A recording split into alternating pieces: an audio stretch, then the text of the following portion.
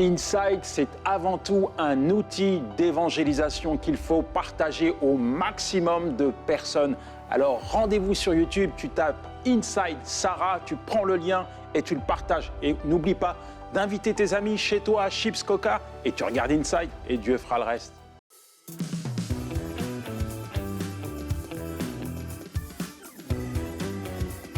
Bonjour à tous et bienvenue sur le plateau de Bonjour chez vous pour cette nouvelle semaine d'émission. Aujourd'hui, nous allons voir comment nos paroles influencent-elles nos vies. Nous allons voir que ce qui sort de notre bouche a un certain pouvoir sur nos vies. On va voir jusqu'où, on va voir comment ça fonctionne et j'en parle avec Frank et Annabelle. Wouh! Hello Evelyne! T'as entendu la batterie? Non, il refait l'orgue. Ça y est. Il n'y a que l'orgue. Si vous en avez assez que Frank fasse l'orgue, tapez A. C'est toi qui m'as poussé dans la direction de la musique dans l'air. Ouais, mais il y avait autre chose. Est-ce que tu fais de la musique dans la vie? Je n'ai jamais fait. Je n'en ai jamais fait. Mais Il rêve de faire de j'aime l'orgue. d'en faire comme ça, de manière fausse. En fait. Bon, aujourd'hui, heureusement, nous n'allons pas parler de musique, mais nous allons parler de nos déclarations. Et Annabelle, aujourd'hui, tu vas répondre à une question. Tu seras notre pasteur pour la rubrique Wow. Pasteur, j'ai une question. Oui, je pose la question. Oui, tu peux. Oui, je parle très souvent de façon négative. Comment changer? Wow. Se demande Annabelle du Canada. Là, c'est une très bonne question et je crois que surtout dans la saison dans laquelle on vit, avec tout ce qui s'est passé dans l'actualité, c'est très facile d'être très négatif avec nos paroles. Eh oui, je suis d'accord. Super. Je vais être prêt, Evelyne, à commencer. Je sors mon téléphone de ma poche. Petit kangourou. Je suis prête. Prêt. Ah! À Je pensais à toi, en fait. force de faire des bêtises, ça donne ça. Mais moi, je suis pas prête parce que je vais continuer, parce que Nadine et Aurélie vont nous rejoindre tout à Wow. l'heure sur ce plateau. Nadine va nous parler d'un nouveau livre du pasteur Dorothée Radja, Parle et déclare. On est en plein dans le thème, évidemment. Et Aurélie va nous partager un beau témoignage d'une femme qui a été réconfortée et relevée de son deuil. On découvrira tout ça dans cette belle émission. Une émission remplie de joie, de bonne humeur et de paroles. Et on en parle dans la pensée du jour.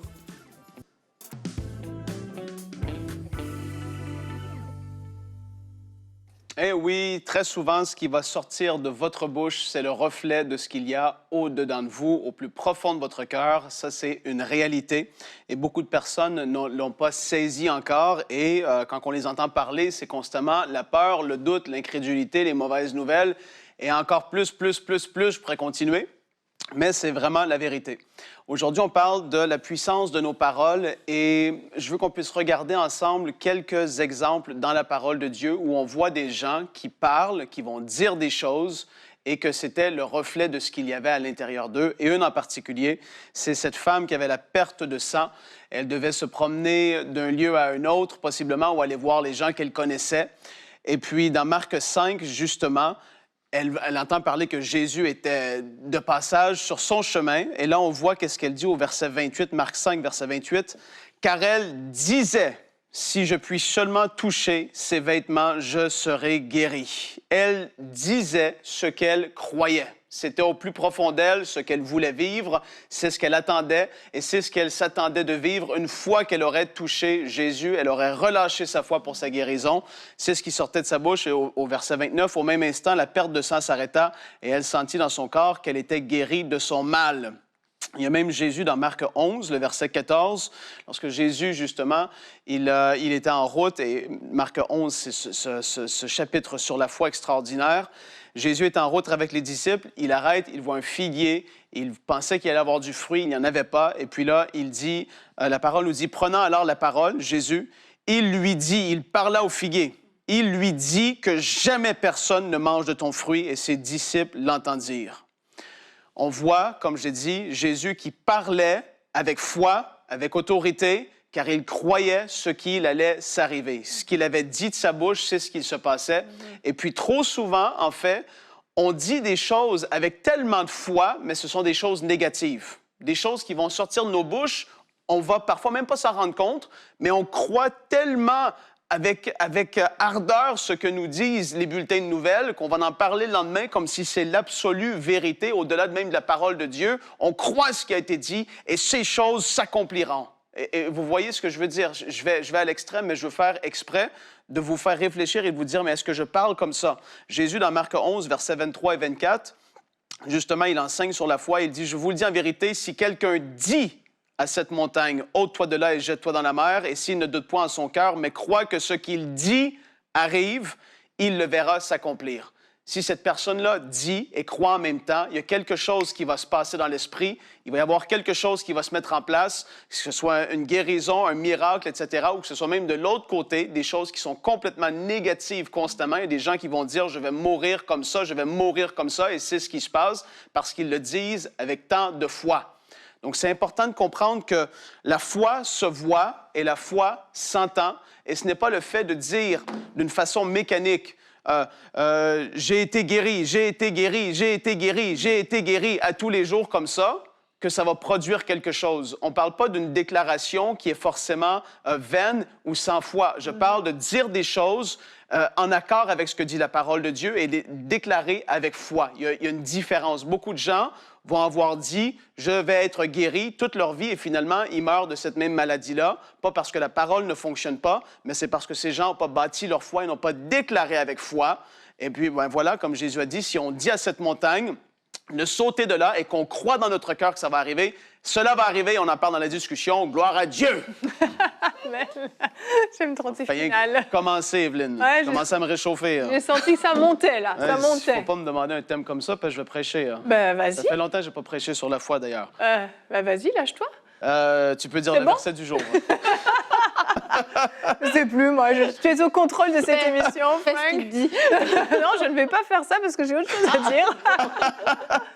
On a deux extrêmes dans le domaine de la déclaration. On a Frank, non, c'est pas vrai. On a ceux qui ont fait de la déclaration une formule magique.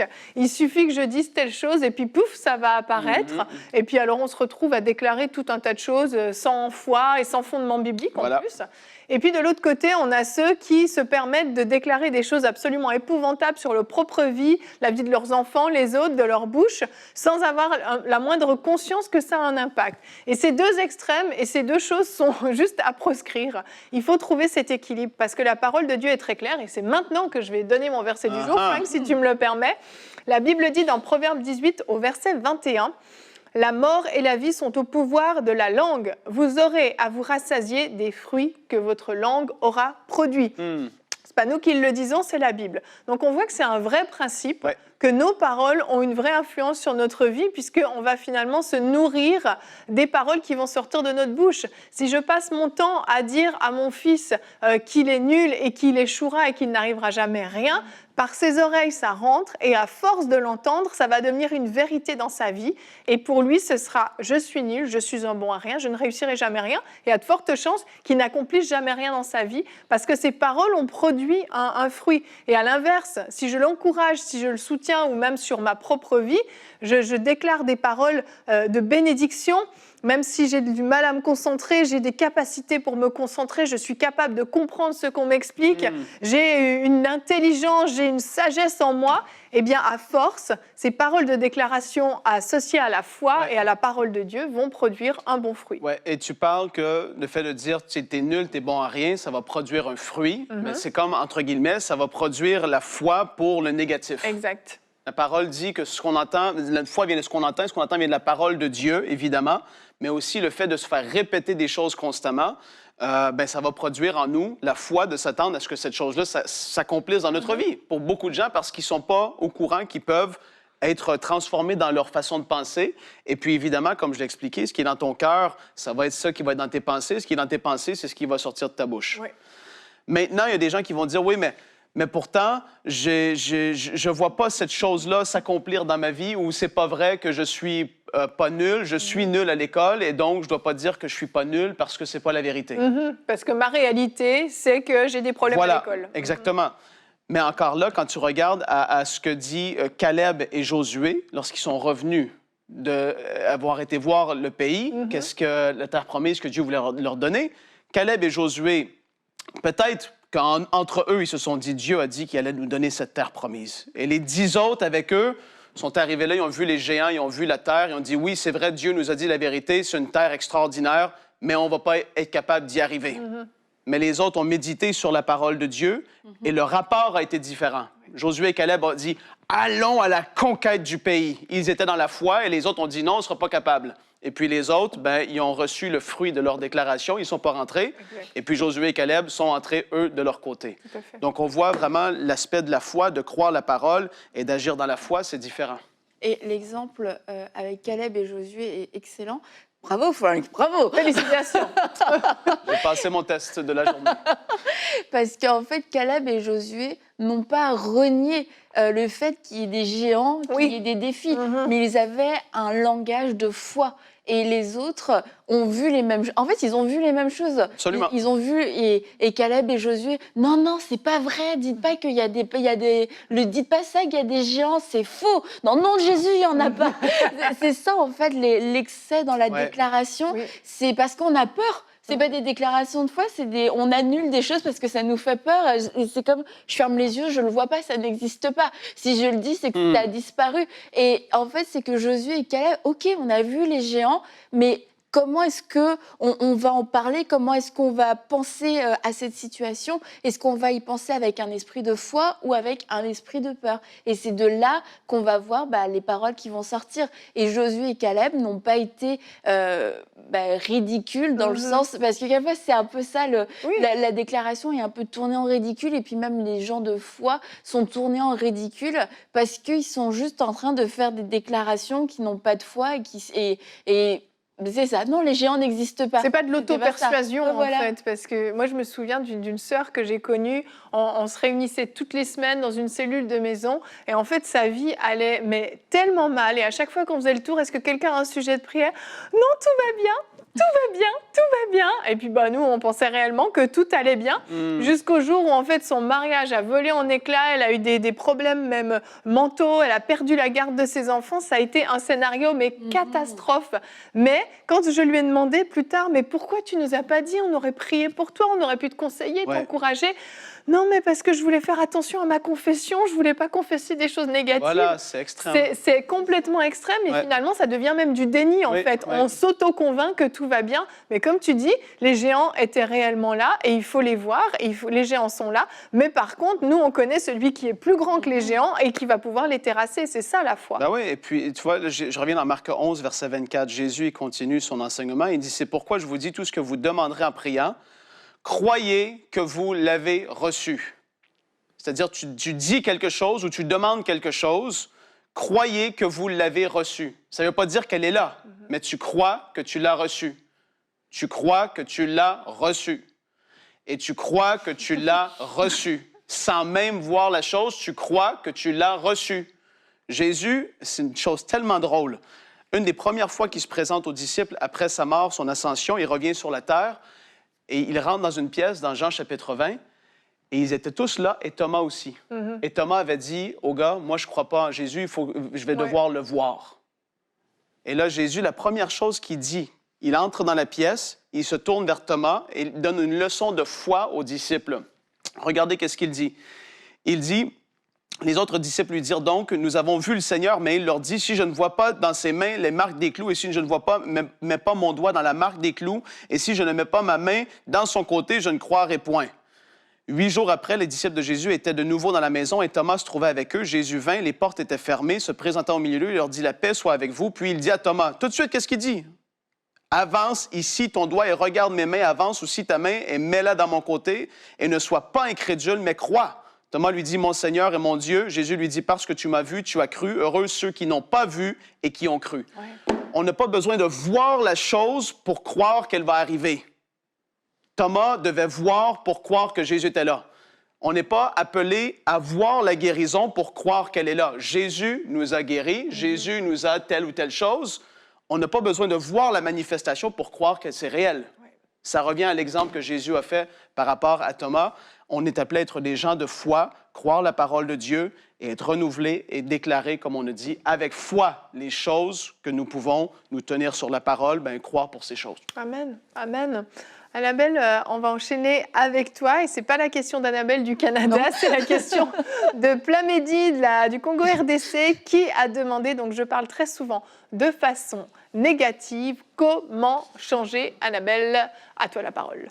Alors... Et des paroles de déclaration positive. Oui, j'ai 3 points pour nous aider à changer notre façon de parler si elle est trop négative ou négative tout court d'ailleurs. Premièrement, changer son langage intérieur. Alors, je vais vous lire ce verset dans Luc 6, 45. « L'homme bon tire de bonnes choses du bon trésor de son cœur et celui qui est mauvais tire des mauvaises choses du mauvais trésor de son cœur.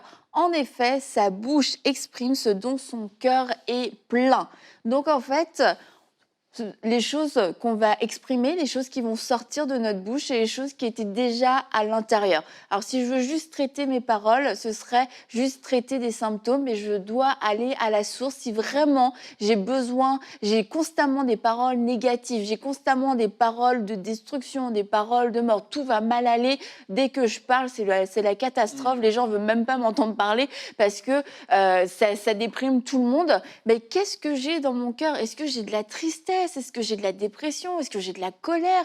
Est-ce que j'ai de la haine? Est-ce que j'ai de la frustration? Parce que finalement, ma bouche va juste exprimer ce qu'il y a dans mon cœur. Alors, le premier conseil que je peux vous donner, c'est change ton langage intérieur en remplissant ton cœur de la parole de Dieu, en remplissant ton cœur de la vérité de la parole de Dieu, des paroles de Dieu lui-même qui va pouvoir te dire dans vos temps de discussion, dans vos temps d'intimité, dans les temps de prière, pour pouvoir faire le ménage dans le cœur et que la bouche puisse exprimer ce qu'il y a dans mon cœur.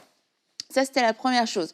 La deuxième chose, et ça, je pense que ça touche beaucoup de gens, ça va être maîtrise-toi. Maîtrise juste ta bouche. Maîtrise ta bouche. Tout ce qui passe dans ta tête ne doit pas sortir de ta bouche. Toutes les pensées qui nous passent, on n'est pas obligé de les exprimer. Il n'y a pas une loi qui nous force à nous exprimer. Par contre, la Bible nous demande de faire preuve de maîtrise de nous-mêmes. Et particulièrement dans Jacques, je vous encourage à relire Jacques par rapport à notre bouche, à ce qui sort de notre bouche.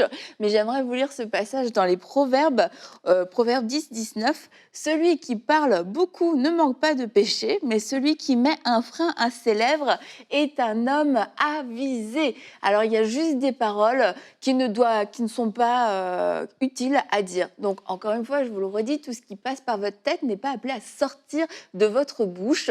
Et ça demande juste de la maîtrise et prendre conscience que j'ai pas besoin de tout verbaliser et que j'ai cette capacité par le Saint-Esprit de me taire. J'ai cette capacité, de lieu de dire 40 phrases, d'en dire 3. 3 qui vont être super.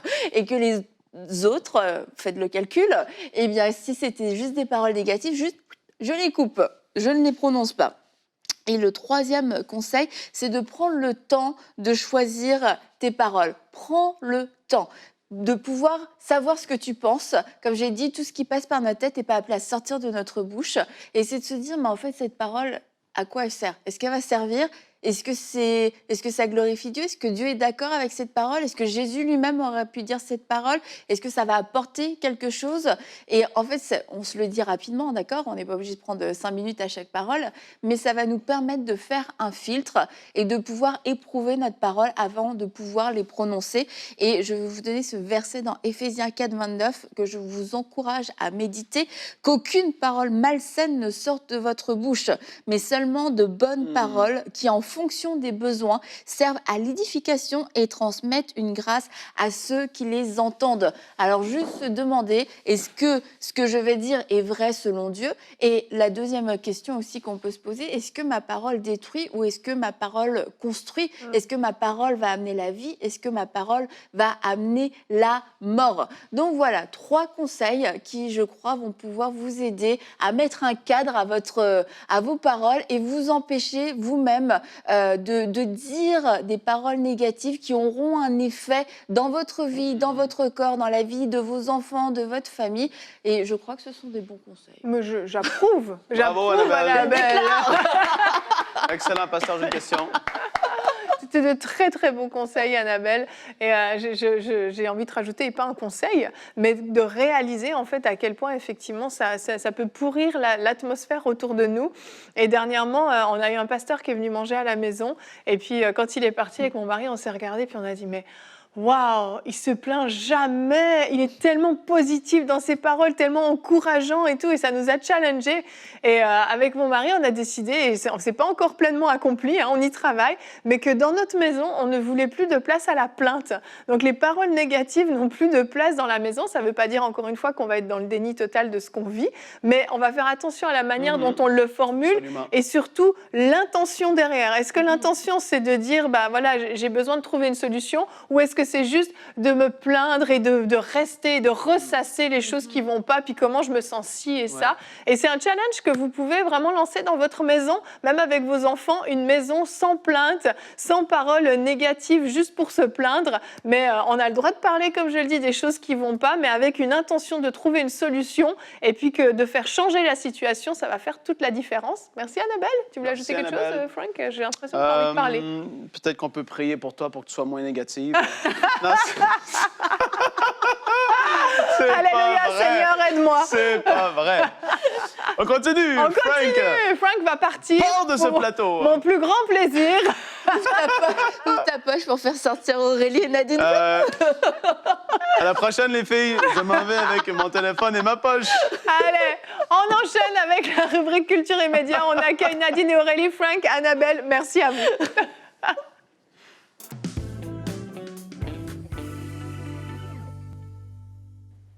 Salut les filles, comment allez-vous? Hello Evelyne, ça va très bien. Bienvenue dans cette émission de déclaration forte où Frank Oui. était en feu.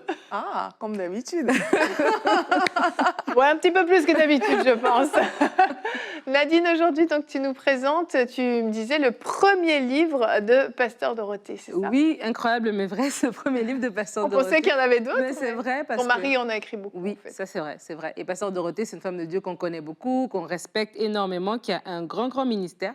Et elle a écrit un livre, on parle de la puissance des paroles. Son livre s'appelle « Parle et déclare ». Vous pourrez le trouver sur son site.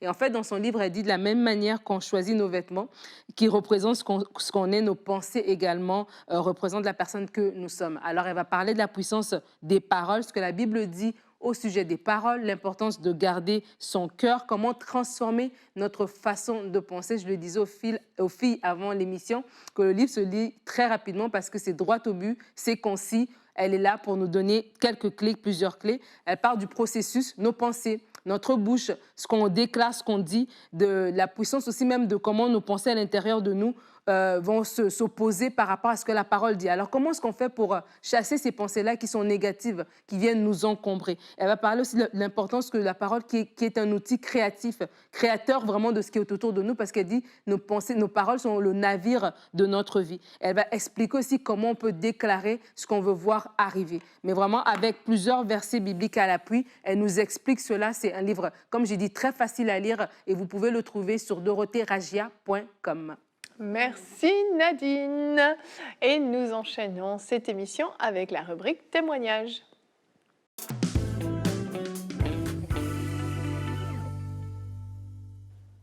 Alors, notre témoignage nous vient du Cameroun. C'est Barbara Une qui a... compatriote à Ouais, toi. C'est ça, c'est pour ça que je suis contente. En plus, elle a fait une vidéo. Ça fait longtemps qu'on ne reçoit plus des petites vidéos comme ça. Donc, si vous nous écoutez, chers téléspectateurs, envoyez vos témoignages, faites-nous une courte vidéo de 1 minute 30 et on sera heureux de présenter cette vidéo-là. Donc, Barbara, pour revenir à elle, elle a fait une vidéo. Elle a eu un deuil dans sa famille et elle n'arrivait pas à se relever. Et elle va nous expliquer dans sa vidéo comment est-ce qu'elle s'est relevée suite à ce deuil. Tout a commencé à basculer dans ma vie après le décès de mon père. Toujours soucieuse, en fait, je ne parvenais pas à accepter son départ. Parce qu'en réalité, je croyais qu'il allait se remettre, qu'il allait guérir. Mais le Seigneur en a décidé autrement et il est décédé. Du coup, cette situation m'a tellement affectée physiquement, moralement, spirituellement. Ça n'allait pas. J'étais toute troublée. Je parvenais plus à louer le Seigneur. Ma vie de prière avait carrément baissé. Je suis restée dans cette instabilité pendant pratiquement 5 mois, à toujours poser des questions, demander à Dieu, Seigneur, pourquoi est-ce qu'il est parti? Mais un jour, lorsque je visionnais, je regardais la chaîne EMCI TV, l'émission Atmosphère de prière. J'écoutais le piano qui se jouait et lorsque j'ai regardé à l'écran, j'ai vu il était marqué « Dieu donne sa paix, Dieu donne le repos. Venez à moi, vous tous qui êtes fatigués, courbés sur un fardeau. » Je vous assure que j'ai vu ces paroles ce jour comme des paroles que je ne connaissais pas, comme des paroles que je n'avais jamais entendues, jamais écoutées, jamais vues, jamais lues. Et pourtant, je connaissais très bien ces paroles. Soudainement, mon cœur est devenu tout léger. Waouh! Je me suis remise à prier ce que je ne faisais plus aisément. Le Seigneur a restauré ce jour ma vie de prière. Il a enlevé ce mauvais état d'esprit qui voulait demeurer dans mon cœur et qui voulait me nuire. Aujourd'hui, je me sens bien, je me sens réconfortée par le Seigneur. Il me donne d'aller de l'avant et je lui dis merci. Merci également à LMCI TV. Amen. Amen. Amen. Ouais, Merci, c'est Seigneur. vraiment un super témoignage. Et elle parle de l'émission qu'il a relevée. Il s'agit d'Atmosphère de prière. C'est juste un instrumental. Il n'y a pas de parole. Mais on voit que derrière une émission comme ça, Dieu peut aussi faire de grandes choses. Hein, Nadine? Oui. Et j'ai trop aimé ce témoignage, en fait, et je vous le disais, j'ai vraiment aimé le fait que, oui, elle écoutait cet instrumental et à un moment donné, elle dit que ses yeux sont tombés sur les versets, parce qu'il y a des versets qui circulent en même temps sur l'écran. Et la même parole qu'elle avait lue avant, qu'elle connaissait déjà, mais à un moment donné, le Seigneur qui connaissait le cri de son cœur, ce qu'elle vivait en ce moment-là, cette parole est devenue vivante. Et cette parole est venue la rencontrer et la réconforter et la guérir et la faire sortir. Elle dit que sa vie de prière a repris un nouveau bond. Où est-ce que ça ne marchait pas? Et peut-être auparavant, quelqu'un l'avait peut-être conseillé de prier. Peut-être qu'elle avait eu d'autres personnes. Peut-être qu'elle-même, elle avait eu la pensée que oui, je dois vraiment recommencer à prier. Mais ça ne s'enclenchait pas. Mais qu'est-ce qui a fait l'enclenchement? C'est la parole de Dieu. Et on parle de la puissance des paroles. Et oui, les paroles qu'on va déclarer, mais ces paroles-là sont inspirées de la parole de Dieu. Vraiment, je veux encourager les gens que la parole, elle est vivante, elle est permanente, elle est belle. La parole peut nous relever, la parole peut nous enseigner, nous guider, faire des choses tellement extraordinaires. Donc, ne négligeons pas la parole de Dieu, allons vers elle et on sera transformés en fait. Amen, amen. Et si vous ne connaissiez peut-être pas l'émission Atmosphère de prière, elle est sortie il y a 1 an. Ça a été le fruit d'un gros travail. Les versets qui ont été sélectionnés avec rigueur. Ce pas des versets qui ont été pris au hasard. Chaque thématique est abordée de manière spécifique. Et Gordon, qui est le pianiste de MCI, que vous connaissez bien dans l'émission Prière inspirée, mais aussi dans tous nos lives, eh bien, il a passé énormément d'heures à travailler sur ces instrumentaux. Et je veux vous inviter, si vous ne connaissez pas encore, à aller sur YouTube. Il y a une playlist sur la chaîne YouTube MCI TV, Atmosphère de prière. C'est une émission vraiment qu'on a voulu faire pour pousser la francophonie et même le reste du monde à la prière et que vous puissiez vous en servir. C'est vraiment un outil qu'on a voulu mettre à votre disposition parce que nous croyons que les chrétiens ont besoin de prier et c'est parfois difficile pour certains d'entre vous. Moi, personnellement, Atmosphère de prière, ça circule beaucoup dans ma maison, ça circule aussi sur mon lieu de travail. Quand je travaille, je prépare les émissions. Peu importe ce que je fais, dès que ça me demande un minimum d'inspiration, je mets Atmosphère de prière. Et en fait, très souvent, je me mets à prier en langue, naturellement en écoutant, parce que c'est des musiques qui sont inspirées, c'est ouin, exactement. Donc voilà, on est ravis d'avoir pu mettre ça à votre disposition. Et puis, on va certainement sortir de temps en temps de nouveaux épisodes d'Atmosphère de prière. On a encore certaines inspirations. Gordon a encore des sons à vous partager qui vont vous pousser à la prière et on se réjouit des fruits que ça peut porter dans vos vies. Et si vous aussi, vous avez été bénis par nos émissions, par la chaîne EMCI TV en général, écrivez-nous. L'adresse, c'est vous allez sur emcitv.com/témoignage et vous remplissez le formulaire. On va se retrouver demain pour continuer notre semaine. Nos invités de la semaine seront là. Nous serons à cette semaine avec Eric et Rachel Dufour, que vous connaissez très bien. Et notre thème sera « Dieu t'a donné de la valeur pour que tu brilles ». Et nos invités feront une rubrique « Couple et relations. Mon identité est cachée en Christ ». On se retrouve demain. Merci à tous de nous avoir suivis et bonjour chez vous.